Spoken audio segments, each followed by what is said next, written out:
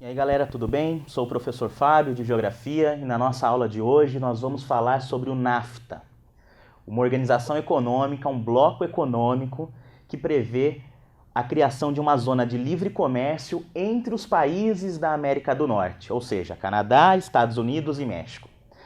Vamos colocar o NAFTA dentro do contexto da década de 90, período pós-Guerra Fria, onde a globalização vai levar ao surgimento de vários blocos econômicos aí.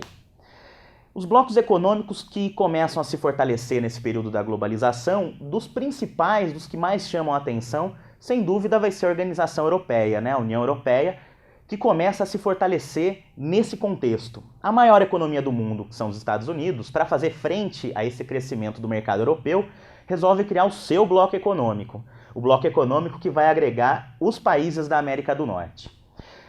Dentro dessa ideia, esse bloco econômico, ele tem a presença de 3 países, só que a grande liderança desse bloco, sem dúvida, são os Estados Unidos. Por exemplo, eles firmaram a necessidade do bloco ser um bloco de livre comércio, mas não passa disso, ou seja, as diferentes etapas de formação de um bloco econômico, no caso do NAFTA, não vai além do livre comércio, das trocas comerciais preferenciais entre os parceiros.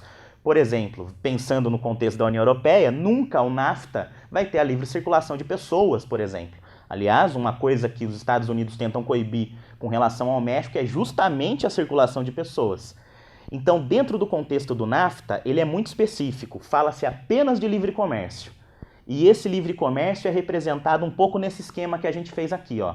Eu tenho os 3 países da América do Norte, os 3 países membros do NAFTA, e a grande liderança do NAFTA é os Estados Unidos. Então, uma coisa que a gente pode pensar, pensando no contexto da prova aí, é qual o interesse dos Estados Unidos em fortalecer sua relação com esses países.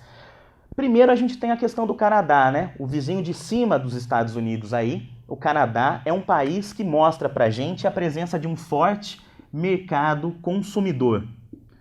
O mercado consumidor canadense tem um alto poder aquisitivo. Então, além de investimentos dos Estados Unidos, muitos produtos circulam dos Estados Unidos para o Canadá. E quando a gente olha para o México, o mercado mexicano interessa muito aos Estados Unidos por causa dos investimentos. Os investimentos principalmente na indústria. O norte do México vai receber muito investimento dos Estados Unidos, aproveitando a mão de obra muito barata do território mexicano. É claro que se a gente olhar a economia de todos os países pós o NAFTA, eu tenho inúmeras variações aí. A ênfase que eu quero dar é o interesse que os Estados Unidos têm em fortalecer esse mercado de livre comércio dentro do contexto do NAFTA.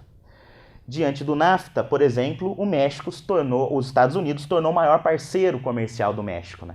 É inegável, pós-94, não só a proximidade geográfica, mas as facilidades das trocas comerciais.